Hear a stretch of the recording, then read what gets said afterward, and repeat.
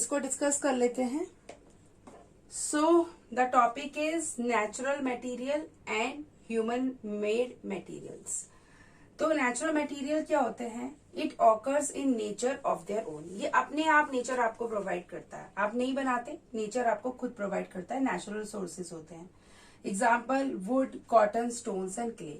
कुछ एग्जाम्पल लिखे हैं, ये सच ऑफ द कुछ एग्जाम्पल्स हैं जो हम नेचुरल मटेरियल्स में डाल सकते हैं। उसके बाद आएगा ह्यूमन मेड या मटेरियल्स, जो इंसान खुद बना रहा है, तो प्रोड्यूस बाय द मैन। सबसे पहले ह्यूमन है तो मैन बना रहा है, इंसान बना रहा है। They have been changed from their natural state by chemical process।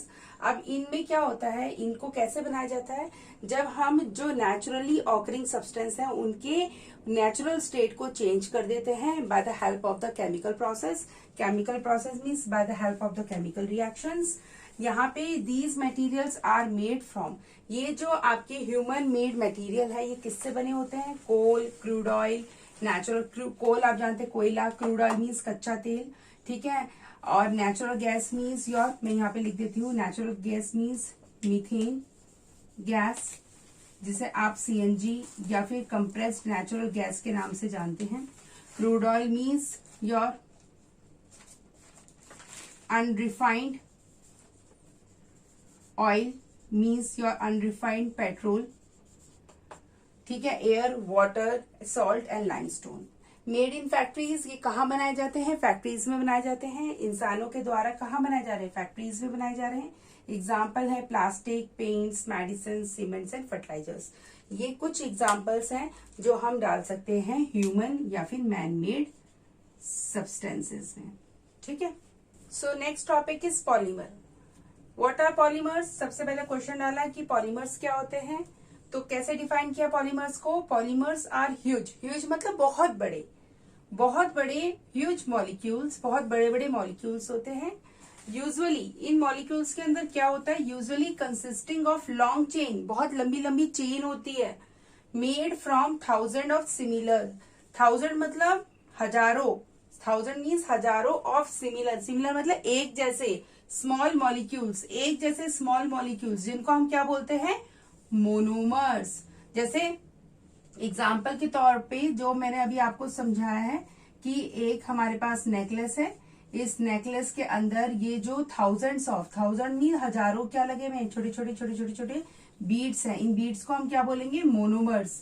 और जब ये मोनोमर्स आपस में जुड़ जाएंगे then it will take the shape of a polymer means necklace. Okay, now जो ये वर्ड है पॉलीमर, ये ग्रीक वर्ड है जो कि जिसके अंदर दो शब्द हैं। ये अगर आप देखेंगे तो पॉलीमर के अंदर टू वर्ड्स है, एक है पॉली और दूसरा है मर। पॉली का मतलब होता है मैनी इन ग्रीक, ठीक है। पॉली का मतलब होता है बेटा, पॉली का मतलब होता है ग्रीक में मैनी मतलब बहुत सारे, और मर का मतलब होता है यूनिट। तो आप खुद देखो, बहुत सारी अगर यूनिट जुड़ जाए तो वो किसकी शेप ले लेगा? पॉलीमर की। अब देखते हैं नोट, ये आपको ध्यान देना है। All polymers are not linear in structure. सारे पॉलीमर्स जो होते हैं बेटा इस तरह के स्ट्रक्चर में नहीं होते। कुछ पॉलीमर ऐसे भी होते हैं जो क्रॉस लिंक्ड होते हैं। क्रॉस लिंक का मतलब होता है ये सीधे नहीं, क्रॉस लिंक मीन्स इस तरह का स्ट्रक्चर होता है जो थोड़ा कॉम्प्लिकेटेड होता है, थोड़ा कॉम्प्लेक्स होता है। ये हमारा सिंपल स्ट्रक्चर है। This is simple if they are attached, if they are attached in a straight line, if they are attached like this, cross linked, थोड़ा जाल सा है, then this is the complex structure, this is the complex means जटिल।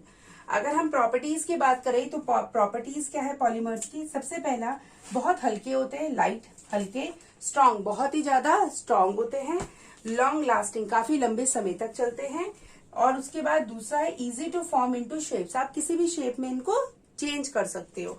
कोई ऐसा नहीं है कि एक ही शेप में रहेंगे, they will retain any of the shape, and they are very cheap, बहुत सस्ते होते हैं as compare to the natural या फिर नेचुरल आप कह सकते हैं सब्सटेंसेस। ठीक है, क्लियर है? ठीक है, हमारा synthetic fibre, pay attention. Next topic है सिंथेटिक फाइबर। इसमें सिंथेटिक फाइबर में क्या क्या लिखवा है? तो सबसे पहले तो सिंथेटिक फाइबर की जरूरत क्यों पड़ी? What is the basic need for the synthetic fibre? क्या नेचुरल फाइबर से काम नहीं चलाया जा सकता था? हमारे पास कितने सारे नेचुरल फाइबर्स है जो हमें प्लांट्स और एनिमल्स से मिलते हैं। जैसे हमारे पास हो गई कॉटन, हो गई जूट, हो गई वूल, हो गई। तो to meet the growing demand for clothing etcetera. अब जो डिमांड है, आप जानते हैं इंडिया एक छोटा देश नहीं है, बहुत बड़ा देश है। 135 करोड़ की जनसंख्या है और उन सबको जो जरूरत है कपड़े की है और बहुत सारी चीजों की बेसिक जरूरत होती है। तो उस डिमांड को पूरा करना एक नेचुरल सोर्स से संभव नहीं था, इट्स नॉट पॉसिबल। इसी वजह से man has developed synthetic fibres like, इसी वजह से इंसान ने सिंथेटिक फाइबर्स की क्या करी, शुरुआत करी, या फिर आप कह सकते हैं इन्वेंशन या डिस्कवरी करी। तो उनमें से कुछ पॉपुलर हमारे पास सिंथेटिक फाइबर्स है, जैसे rayon, nylon and polyester etcetera है, और भी है इसके अलावा, पर ये कुछ हम स्पेशल हमने नेम्स डाल दिए, बहुत कॉमन है, बहुत ज्यादा हम इनको यूज भी करते हैं। By the process of polymerisation, polymerisation is a process in which we developed a polymer by the help of the monomers. तो प्रॉपर्टीज में बात करें क्या क्या खासियत है। अब ये जो मैंने आपको जनरल प्रॉपर्टीज दिखाई है, ये लिखवाई है, तो ये सारी प्रॉपर्टीज आप इन सब में डाल सकते हो। ऐसी कोई वो नहीं है, कंपल्शन नहीं है कि भाई ये मैम किसकी है, ये रेयॉन में डालनी है, नायलॉन में डालनी है, पॉलिएस्टर में, ये सब में डाल सकते हो आप। This is the general property, या फिर कह सकते हैं advantage. This is the property as well as the advantage of synthetic fibre. The first one, stronger and long lasting. अभी ये मैंने जनरल प्रॉपर्टी लिखवा दी है, ये प्रॉपर्टी कॉमन प्रॉपर्टी है। अगर आपको कुछ भी याद ना आए तो आप इनमें से कोई भी प्रॉपर्टी इन सब के लिए लिख सकते हो, ठीक है। या फिर आप कह सकते हैं ये एडवांटेज है, प्रॉपर्टी क्या, as well as these are the advantage also.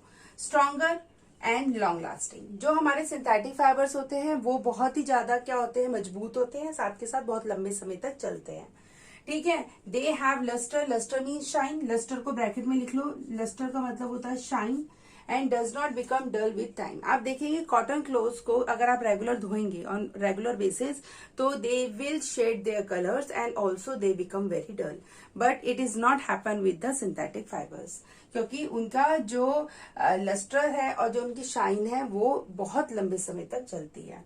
They absorb very little water, so dry easily. Absorption rate of जो absorption है उनका वो बहुत ही कम है, मीन्स पानी को बहुत ही कम मात्रा में एब्जॉर्ब करते हैं, जिसकी वजह से बहुत जल्दी वो सूख भी जाते हैं, ठीक है। They are wrinkle resistance and thus need no ironing. आप देखेंगे रिंकल्स बहुत कम आते हैं। मान लीजिए सपोज दिस इज रेयॉन, और ये रेयॉन का जो कपड़ा है इसमें रिंकल बहुत कम आते हैं, आप इसको बिना आयरन के भी पहन सकते हैं, जबकि कॉटन में ऐसा नहीं होता, कॉटन को आपको आयरन करना पड़ता है जब भी आप उसे पहनेंगे। They are moth resistance and do not need maintenance like silk and wool. अब जो मोथ का मतलब होता है कीड़े, कीड़े नहीं लगते, मीन्स आप उनकी जो शेल्फ लाइफ होती है या फिर जब आप उनको स्टोर करके रखते हो तो बहुत लंबे समय तक उनमें कोई प्रॉब्लम नहीं होती, उनमें कोई किसी प्रकार का कीड़ा नहीं लगता और आराम से आप उनको स्टोर कर सकते हो। They are less expensive than natural. सबसे लास्ट है कि उनका जो कीमत है वो बहुत चीप है as compare to the natural fibre.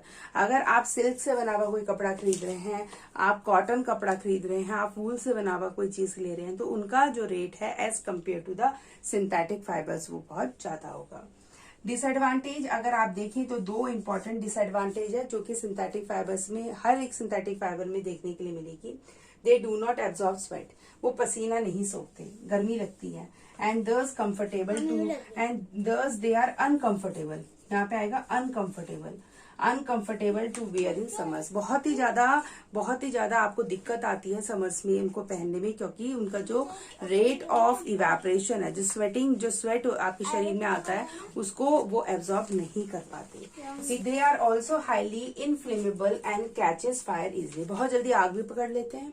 अगर आप कंपैरिजन रेट देखें तो सिंथेटिक फाइबर्स में रेयॉन, नायलॉन, आपका पॉलिएस्टर बहुत जल्दी आग पकड़ लेता है as compare to your cotton हो गया, आपका वूल हो गया या जूट हो गया, ये अगर रेट देखें तो वो बहुत जल्दी आग पकड़ते हैं बिकॉज उनके अंदर सिंथेटिक फाइबर्स होते हैं। तो जो हमारा फर्स्ट सिंथेटिक फाइबर है वो है रेयॉन, इसके बारे में पढ़ेंगे। सबसे पहले रेयॉन क्या है और कैसे किससे बनता है। तो rayon is made up of cellulose. Cellulose क्या है, सेलुलोज एक नेचुरल सोर्स है। Cellulose is nothing but it is a wood pulp obtain from the wood pulp. जो वुड होती है, लकड़ी होती है, उसका जो पल्प होता है वहां से ऑब्टेन होता है cellulose, means it is a plant source, it is obtain from the plant. How rayon obtain from cellulose. अब सेलुलोज से कैसे बनाएंगे रेयन को, तो यहाँ पे दो स्टेप्स हैं जो बेसिक मेजर स्टेप है जो हम फॉलो करते हैं। सबसे पहले वुड पल्प को हम डिसॉल्व कर देते हैं सोडियम हाइड्रोक्साइड के सॉल्यूशन में। तो बड़े बड़े हमारे पास क्या होते हैं, टैंकर्स होते हैं, टैंक्स होते हैं, उनके अंदर सोडियम हाइड्रोक्साइड होता है जिसे हम कहते हैं NaOH। ये बहुत ही ज्यादा, या फिर कॉस्टिक सोडा भी इसका नाम होता है, बहुत ही ज्यादा ये हाईली क्या होता है, बेसिक होता है, बहुत ही ज्यादा एल्कली है, बेसिक है, बहुत ही ज्यादा करोसिव होता है। सोडियम हाइड्रोक्साइड के अंदर सोक कर देते हैं, डिसॉल्व कर देते हैं to form a substance called viscose. एक सब्सटेंस बन जाता है जिसका नाम है विस्कोस। अब सेकेंड स्टेप में हम इस विस्कोस को कहाँ पास करते हैं, एक मेटल सिलेंडर के अंदर पास करते हैं जिसके अंदर छोटे छोटे क्या होते हैं, पोर्स, फाइन पोर्स होते हैं, छोटे छोटे छेद होते हैं, क्या होते हैं, फाइन पोर्स होते हैं। ऑलरेडी इस सिलेंडर के अंदर हमारा क्या फिल्ड है, इसके अंदर ऑलरेडी एक एसिड फिल्ड है जिसका नाम है सल्फ्यूरिक एसिड H2SO4। देखो ये क्या है, this is base and this is acid. तो सबसे पहले हम उसे बेस के साथ ट्रीट कराते हैं जिससे हमारा विस्कोस बनता है। अब विस्कोस को हम मेटल सिलेंडर के अंदर पास करते हैं जिसके अंदर बहुत छोटे छोटे पोर्स हैं, और इस मेटल सिलेंडर के अंदर ऑलरेडी क्या है, सल्फ्यूरिक एसिड H2SO4, जिससे क्या बनने शुरू हो जाते हैं, रेयन के धागे, फाइबर्स ऑफ रेयन, फाइबर्स बनने शुरू हो जाते हैं। अब why rayon is known as artificial silk, हम इसे आर्टिफिशियल सिल्क के नाम से क्यों बुलाते हैं, क्यों, क्योंकि ऑल्दो जो रेयन है वो बिल्कुल कॉटन की तरह ही है, कॉटन भी एक सेलुलोज है और हमारा रेयन भी एक सेलुलोज का कंपाउंड है, सेलुलोज से ही हमने ऑब्टेन करा है रेयन को। बट जो उसके अंदर चमक है, बट जो शाइन है वो बिल्कुल सिल्क के जैसे होती है, इसलिए हम इसको आर्टिफिशियल सिल्क के नाम से क्या करते हैं, पहचानते हैं या फिर से बोलते हैं। ठीक है, क्लियर है बेटा, इज इट क्लियर।